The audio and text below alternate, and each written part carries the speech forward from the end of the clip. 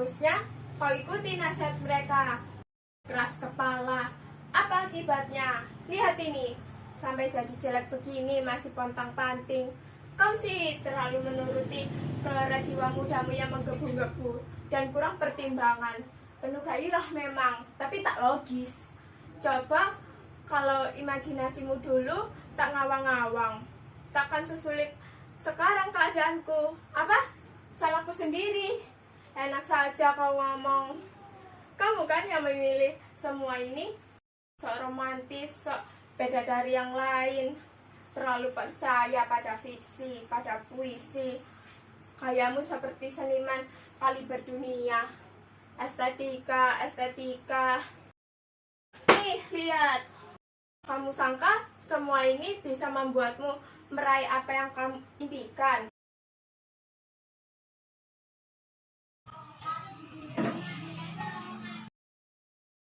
Coba kalau kau dulu bersikap patuh seperti teman-teman kelasmu, berpikir dan bertindak sebagaimana anak-anak yang waras pikirannya. Sekolah dengan baik, hidup tertib, menggembleng diri, supaya menguasai keahlian di bidang yang lebih bernilai guna dan bisa diandalkan untuk mendapatkan pekerjaan yang layak. Kamu malah edan-edanan dengan fiksi, puisi. Halah, pret. Inilah hasilnya, begadang setiap malam demi menumpahkan segala ide, imajinasi, getaran-getaran lembut dari palung jiwa terdalam. Semua yang tak bisa dienyahkan lagi membayang-bayangi jiwamu sepanjang hayat, mengihlami, menginspirasi, membentuk watak, karakter, keseimbangan.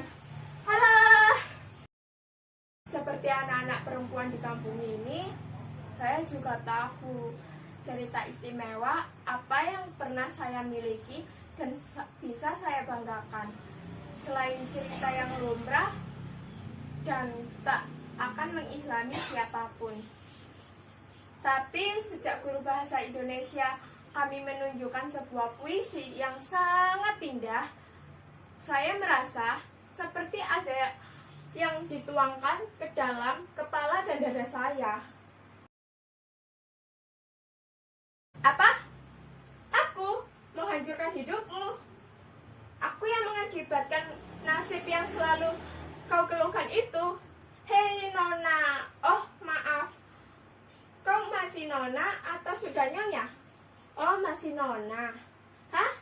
Nonsense. What? Separuh Nona, separuh Nyonya. What the hell? Oke. Apapun statusmu, dengarkan saya. Di usia seperti saya sekarang, setiap orang harus membuat pilihan penting bagi hidupnya. Dan saya melakukannya. Memilih.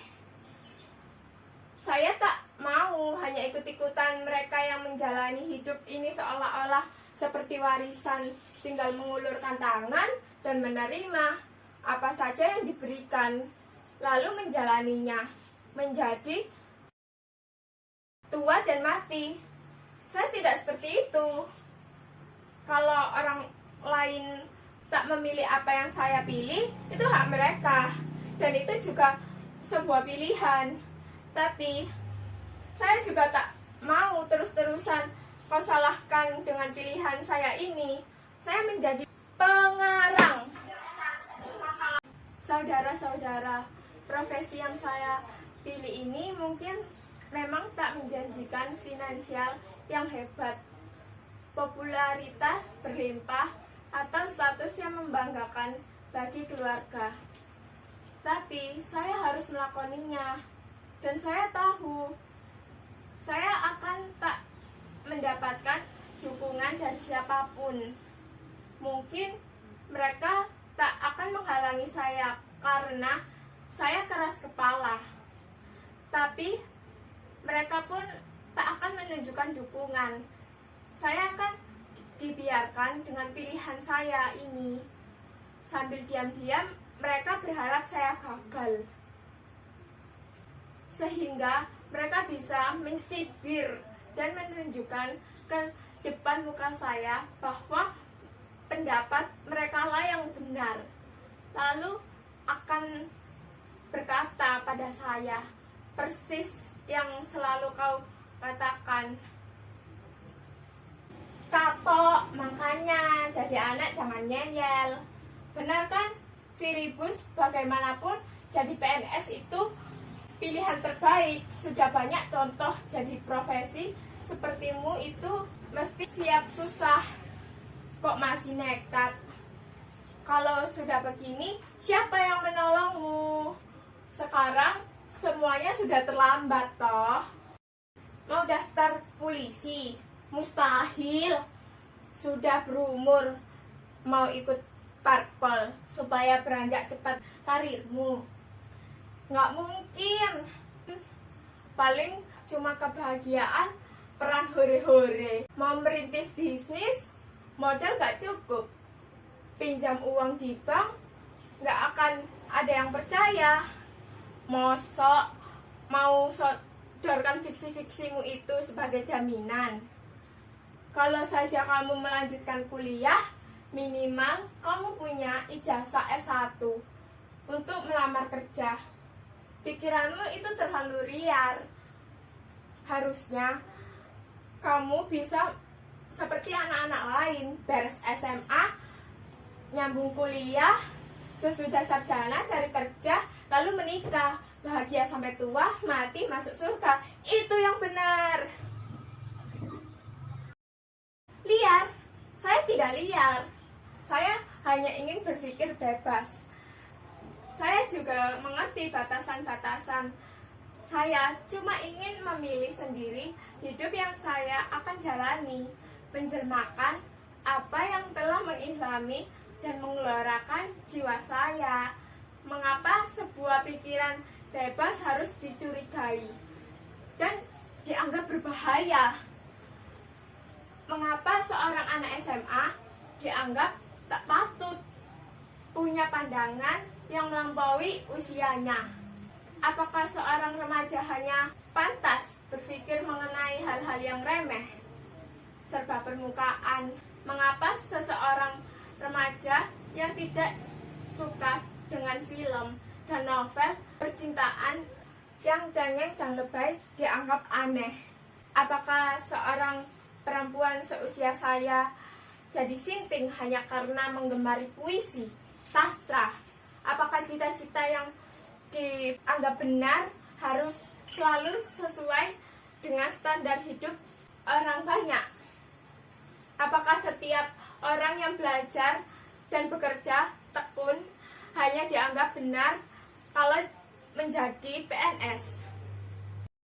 Polisi, tentara, pegawai bank, merintis bisnis, di luar profesi-profesi yang dianggap menjanjikan itu, orang akan menganggap gagal atau keliru. Apakah menjadi seorang anak remaja sama artinya memenuhi kepalamu dengan tempat nongkrong, asyik, berkumpul dengan sebanyak-banyaknya pertemanan di medsos, gonta-ganti status, FB, supaya update setiap hari? Sedang PDKT-an dengan siapa? Berapa kali sudah ganti pacar? Atau masih jomblo? Mengumpulkan daftar hal-hal yang menyebalkan dan menenangkan untuk menjadi obrolan di hari libur sekolah. Selfie di semua tempat, lalu mengeditnya supaya bisa dipajang jadi foto keren. Karena saya tidak membenci semua itu. Saya hanya tidak rela kalau hanya itu isi batok kepala saya ini. Saya hanya ingin melihat dan menjalani hidup saya dengan cara berbeda. Saya tidak ingin hidup saya terlalu penuh dengan buih. Saya hanya ingin bergelora digerakkan oleh tenaga yang amat kuat dan murni dari dalam diri saya, terus menerus terilhami, dan saya menemukannya dalam puisi, musik, sastra, dalam seni. Apa itu salah? Barangkali kalian juga mulai berpikir bahwa kata-kata saya ini kalimat-kalimat yang saya ucapkan ini bukan berasal dari alam pikiran seorang anak SMA. Atau barangkali juga ada yang mulai berkata dalam benaknya, bahasanya terlalu tinggi untuk remaja. Atau ini sih cuma naskah drama. Aslinya nggak begitu. Tidak, ini memang saya. Semua ini keluar dari benak seorang remaja. Kalau banyak di antara kami hanya mengerti bahasa yang gampangan dan selalu kesulitan mencerna bahasa yang sedikit berbobot, itu karena memang yang diberikan kepada kami itu terlalu banyak sampah. Beri kami kalimat-kalimat yang kuat yang bisa menggedor jiwa kami.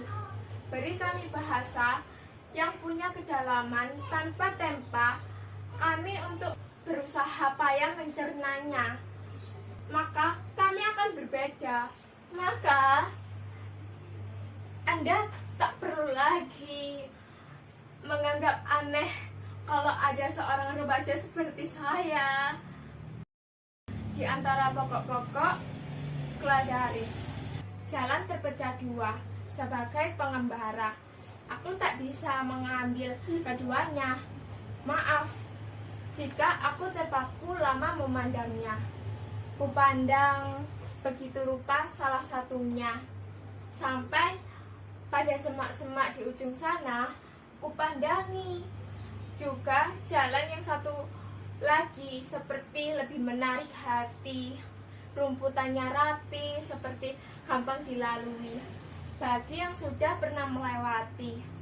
Mungkin sama saja rasanya dengan yang tadi. Pada pagi hari, kedua jalan itu terlihat murni, tak ada jejak-jejak kaki. Rerumputan tegak bestari. Oh, kuputuskan kulalui jalan pertama esok hari, meski tak tahu apa yang akan kutemui di ujung nanti. Tak juga tahu apakah aku akan kembali. Barangkali aku sudah bercerita dengan duka, suatu saat pada umur kita akan berjumpa. Persimpangan seperti jalan bercabang dua, di mana aku telah berjalan pada salah satunya. Jalan yang jarang sekali dilalui, dan itulah beda kita. Itu tadi jalan yang tak ditempuh. Puisi Robert Frost, guru bahasa Indonesia kami, yang telah memberikannya pada saya sebelum ia berhenti mengajar, karena ia hanya mengantongi ijazah D3, sementara semua guru di sekolah kami belajar bergelar minimal S1. Dia bilang, "Fibirus, pilihlah jalanmu sendiri, meski itu tak banyak dilalui orang lain. Selama ia membuatmu merasa terpaut dengan kuat pada hidupmu, tempuhlah. Dan setiap hari kau harus bilang pada dirimu, raihlah hari ini." Tapi guru yang selalu mengerti bagaimana membuat murid-muridnya berani melihat ke dalam dirinya sendiri itu sudah tersingkir karena selembar ijazah. Untunglah dia punya keterampilan lain, membuka bengkel sepeda. Dari dia saya bisa mendapatkan banyak buku-buku yang membuat jiwa saya selalu lapar dalam hikmah. Ada sesuatu yang bisa membuat pikiran saya terus-menerus terjaga. Dia pula yang membuat saya percaya dan tidak takut melakoni hidup. Lihat, saya sanggup dan mungkin saya akan berhasil. Akan mungkin pilihan tenses yang salah. Lihat, ini bukan lagi future tense, ini sudah present continuous tense. Kamu sudah gagal, Lihat saya, gagal. Kalau saja dulu kamu tidak sok puitis, tidak nyengat guru bahasa Indonesiamu untuk menjelaskan makna puisi itu, tentu kamu tidak akan keracunan ihlam seperti itu kalau saja kamu tetap melanjutkan kuliahmu dan membiarkan bapak menjual sepetak sawahnya untuk biaya pendidikanmu. Tentu saya sudah jadi sarjana dan bisa dapat pekerjaan yang lebih bagus. Tapi kamu malah bertingkah Pak filosof Yunani antik. Kamu bilang sawah tak boleh dijual. Untuk itu bukan cuma sumber penghasilan, tapi itu juga bernilai dan hidup Bapak. Untuk itu cara Bapak menjalani hidup, menunjukkan bakti pada Tuhan dan kehidupan. Kalau semua petani berpikir menjual sawahnya demi biaya pendidikan anak-anaknya, bangsa ini akan kehilangan besar. Halah, gayamu selangit. Kamu menyedihkan, menyangka dirimu telah memilih hal yang besar karena mengikuti dorongan dari jiwamu. Padahal akibatnya bisa kau lihat sendiri pada saya sekarang. Kamu menyedihkan.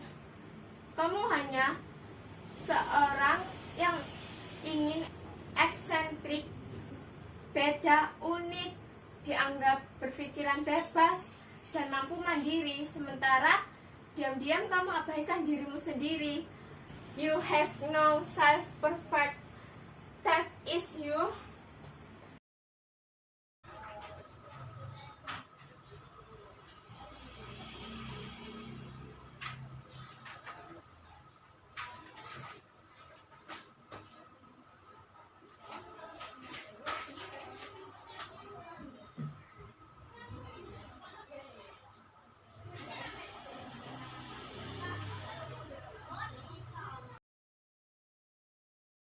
Saya susah sekali mendamaikan keduanya.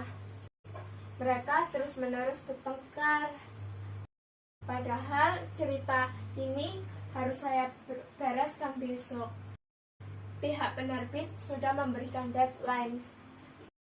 Mereka tahu seluruh anak-anak remaja di negeri ini membutuhkan bahan cerita yang bisa mengihlami semua perubahan besar dalam hidup mereka. Sebenarnya sejak 10 tahun terakhir saya agak kewalahan meladeni banyaknya permintaan dari penerbit juga produser film yang tertarik pada masalah remaja. Mereka butuh sesuatu yang lebih punya bobot dan menginspirasi. Itu adalah kekuatan untuk bersaing.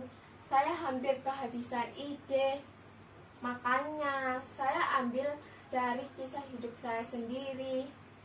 Tapi malam ini saya sudah lumayan capek. Saya akan menghargai kalau Anda semua berkenan memberi ide bagaimana mengakhiri konflik antara dua tokoh dalam cerita saya ini, supaya tidak berlarut-larut dan saya bisa segera istirahat. Tapi tunggu dulu. Sebelum semua memberi pendapat, saya mohon diri sebentar ke dalam. Anak saya yang paling kecil akan segera tidur dan saya harus membacakan dongeng untuknya. Permisi.